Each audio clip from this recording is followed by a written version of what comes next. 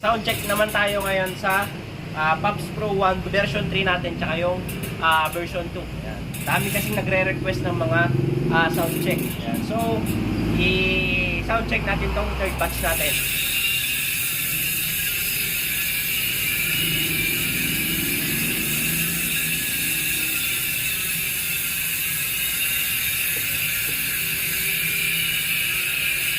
So, ayun yung Pops Pro 1 version 3 natin. Yan.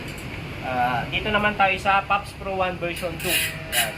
Pinakaiban lang nila yung design ng hub body. So, yan.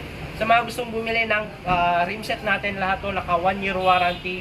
1 year warranty sa rim, 1 year warranty sa spoke, 1 year warranty sa hub. Saan ka nakakita nyan? Pops Pro 1 lang yung buong rim set, naka 1 year warranty. Yan. So, if ever na magkaberya, direct ka lang dito sa amin at titignan natin.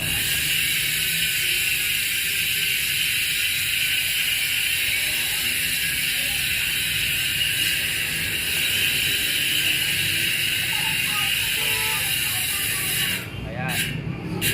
Narinig nyo na, tunog, maingay, talo pa niya yung naka 6 poles. Ayan.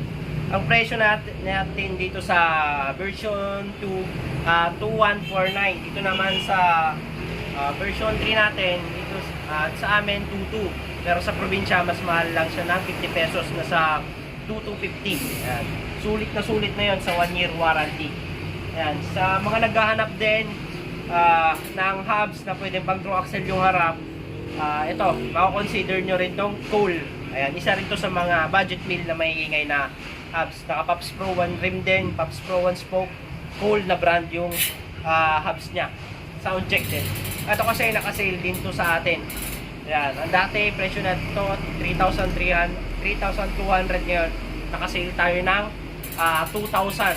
2,000 na lang to kasing presyo lang ng mas mura siya compare sa Pops Pro 1 sound check.